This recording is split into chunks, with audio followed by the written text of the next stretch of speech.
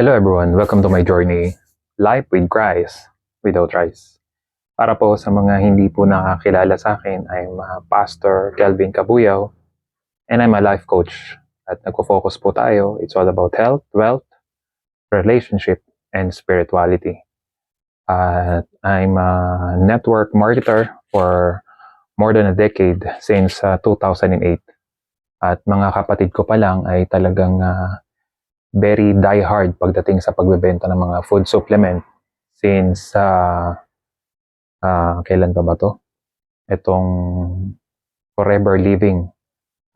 Yan yung pinakauna naming company ng mga kapatid ko hanggang sa na-involve na rin ako sa food supplement.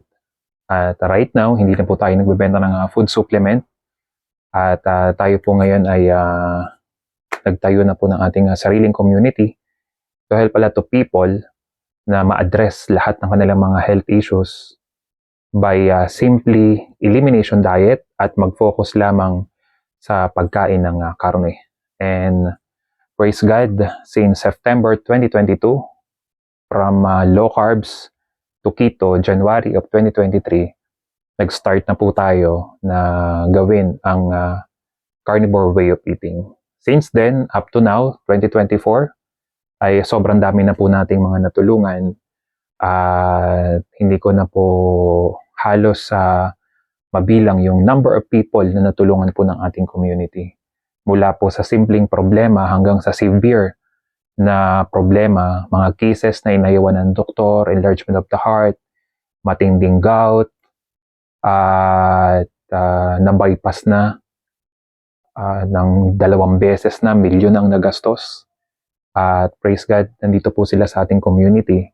At sa tulong at biyaya po ng ating Panginoon, ay nagiging maganda na po yung kanilang mga health issues.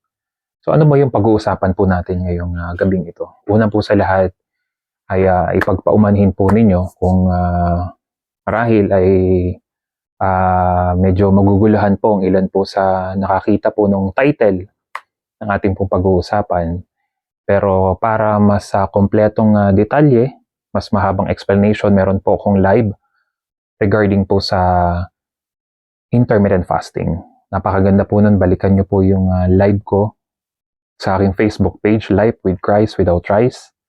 At kung wala ka pa naman po sa aking community, pwede ka pong pumasok sa aking community. It's all free, wala ka pong babayadan. Hanapin nyo naman yung Life with Christ Without Rice Ministry. Yan po yung aking community. More than 2,000 members na po tayo. And we are increasing in numbers slowly but surely. Nakikita na po natin yung magagandang benepisyo sa lahat ng mga taong sumusunod po sa ating programa. Una po sa lahat, medyo napakaganda po ng ating background. At dito po kasi ako nakatira sa ancestor po kasi itong church po namin. At ako po ay assistant pastor dito po sa bayan ng Tayabas City.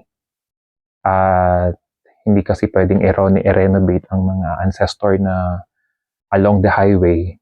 At awa naman po ng Panginoon, more than a decade na nakatayo itong simbahan po dito sa bayan ng Tayabas. At sa biyaya po ng Panginoon ay dito po tayo nakatira. At ito na, nagbibigay po tayo ng health tips sa ating mga kababayan na ma-address ang kanilang mga health issues. So, punta na po tayo dun sa pinaka-topic po natin. Isa sa napakagandang pangyayari sa buhay po ng isang tao, once na nakawala na siya sa mga pagkain, mga basura, for the longest period of time, for more than a decade, nakasanayan na natin kumain ng masasarap, high carbs, mga matatamis, mga pagkain alam naman natin na makakasama talaga sa ating kalusugan. Pero dahil ang advice ng mga expert, anong gagawin ng gamot kung iiwasan mo yung mga pagkain na yan? May sakit ka na nga, bakit mo pa kailangang iwasan yan? Lalo ka manghihina, lalo ka magkakasakit kung iiwasan mo yung mga pagkain na yan. The problem is, hindi naging maganda yung naging resulta ng yung way ng pagkain natin na nag-stick tayo sa ganong klase ng pagkain. And in the long run, for more than a decade, yung iba nga ay bata pa, pinakabatang nagpapa-coach sa akin dito ay 21 years old, 21 years old.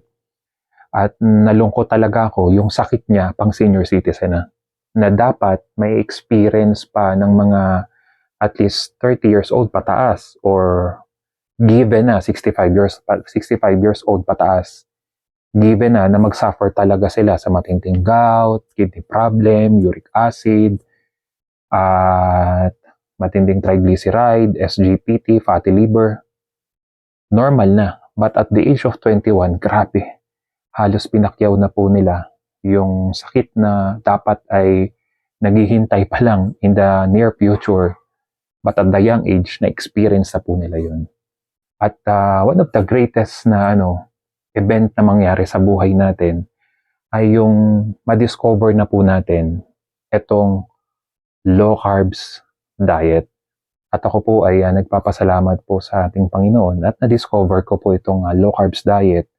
Low carbs ay napakalaking tulong, pero ang pinakamatinding scam na nangyari talaga ay yung idinugtong ang low carbs sa ang intermittent fasting.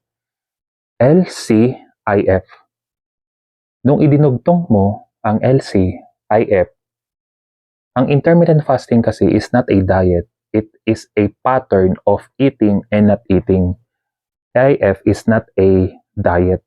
Ulitin ko, it is a pattern of eating and not eating. Ngayon, okay na to, okay na siya si low carbs.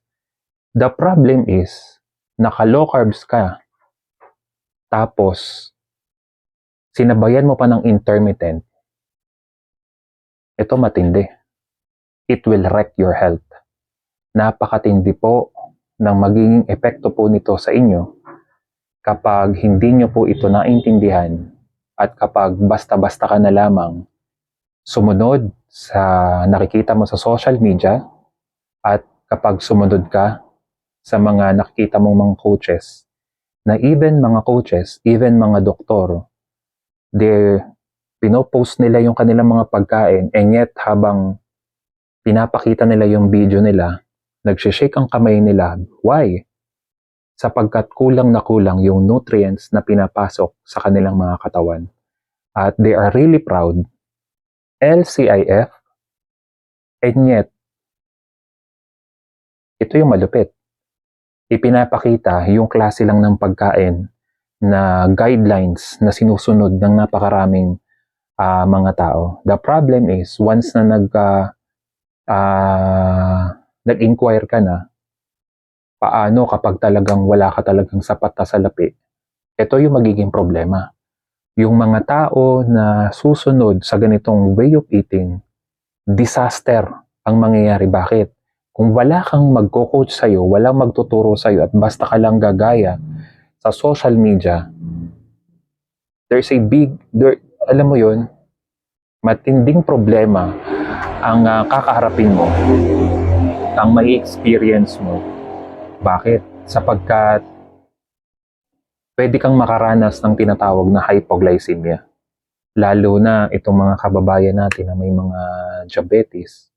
Napakatindi po ng pwede po ninyong maranasan. Manghihina ka, manlalamig ka, pagpapawisan ka, at hindi magiging maganda yung sitwasyon po ninyo kapag ginawa ninyo ito. Kaya ito po ay matindi kong ipinaliliwanag po sa inyo. Kung gusto niyo po ng mas mahabang explanation, panoorin niyo po yung aking video panoorin niyo po yung video ko sa aking Facebook page. May live po ako doon, diniscuss ko about intermittent fasting. Detalyado ko po din ipinaliwanag bakit mo kailangang wag mag-intermittent fasting. There's a good benefits sa intermittent fasting, pero napakahalaga po muna mong maintindihan na kung bago ka pa lang, hindi mo po pwede munang pumasok ka kaagad sa intermittent fasting. There's a lot of videos na ni-explain, Pero ilan sa mga advice nila, you have to pay for the master class para ma-master mo. Mas maintindihan mo. Siyempre nga naman, kalusugan mo yan. You have to invest. Naiintindihan naman natin. The problem is, paano itong mga simple nating mga kababayan na ginawa na yung intermittent fasting, hindi pa rin talaga na-address ang kanilang mga health issues. Hindi po ako magsasalita po ng ganito kung hindi po tayo dinumog sa ating community na imagine nyo naman po, they are fully aware that I am not a doctor. Hindi ako kasing galing na mga expert na nakilala po ng mga member natin sa ating community, and yet pinagkatiwalaan po tayo. Nagulat ako na may mga 2 years, 3 years, 4 years na sila doing, may 5 years doing LCIF, and yet hindi pa rin talaga na-address yung kanilang mga health issues. Kaya there's matindi po yung pwedeng maging problema ng isang tao na basta ka lamang kokopya at gagayahin mo lamang yung mga naglo-low carbs sa social media. Kaya ang dami na pong nabalita sa news na mas lalong lumala kanilang condition sapagkat kulang na kulang sa nutrients yung kanilang mga kinakain. Imagine mo naman, nagtanggal ka na ng kanin, tapos puro leafy vegetable, kokonting karne, tapos itlog na. Tapos pipilitin mo na magtanggal agad ang gamot, tapos mag-o-OMAD ka, testing ka rin ng OMAD o TMAD. Talagang hindi talaga, hindi siya magiging sustainable. At praise God, nung sinubukan natin itong carnivore way of eating, naging maganda na po yung health issues. Ito nga po ang dami po nating mga members sa ating community na in a matter of weeks, wala pa pong isang buwan. From merong 3 years, 4 years, 5 years na sa LCIF, doing carnivore way of eating, wala pa pong isang buwan, nagkaroon na po agad ng matinding pagbabago sa kanilang health condition. Take note po wala pa po yung intermittent fasting sapagkat meron po tayong kompletong programa para po sa mga taong gusto talagang gumaling. Ang focus po muna natin is to nourish your body at least maximum of 120 days. After 120 days, pwede ka na mag-intermittent fasting. Kung excited ka naman pwede namang after 1 month, after mag-focus natin sa nourishment, pag-intermittent fasting ka na. But sa programa po natin sa community, ay yung mga excited na talaga at alam na nila kung gaano kadami yung kakainin nila at alam nila na malinaw na yung pagsunod nila doon sa programang ginawa ko para sa kanila, ay ready na sila para mag-intermittent fasting. But I strongly suggest, kapag hindi pa malinaw sa iyo ang lahat patungkol sa carnivore way of eating, ay wag na po muna kayong mag-intermittent fasting. Mag-focus po muna kayo to nourish your body. At kapag na-nourish na siya, dun pa lang tayo mag-intermittent fasting. Kaya tinatanong ko po talaga muna yung tao, sapagkat may mga gamot pa silang iniinom, hindi po natin ito pinagpipilitan na alisin agad yung gamot. Nagfo-focus po muna tayo na tanungin yung mismong katawan, yung mismong tao, ready ka na ba? Sa tingin niyo po ba ay hindi ka na babalik doon sa luma mong pagkain? Kasi may possibilities na bumalik muli yung sakit mo kapag may possibilities talaga kapag nakasanayan mo na naman yung mga pagkain na nagpahirap sa iyo na naging dahilan ng pagkakasakit mo. Ito pong video po na to about intermittent fasting ay hindi para siraan na ito pamang community, kundi para itama po kung ano po yung totoo. Ako po ay isang pastor. Hindi ko po hangad na masira ang anumang reputasyon ng napakaraming tao. Pero ang nais ko lang ay maitama ano yung mga pagkakamali in the past na dapat na po nating iayos ngayon. Intermittent fasting is a scam. kapag hindi natin naintindihan ano yung proper way bago tayo mag-intermittent. Pinaka-the best, maintindihan ng ating mga kababayan, low carbs is good, but it's not sustainable. Dadaanan mo lang siya at ang ending, kailangan mo na mag-focus into carnivore way of eating. This is a good start sa low carbs, pero pinaka-the best, mag-shift na ang bawat isa to carnivore way of eating. So, it's really up to you.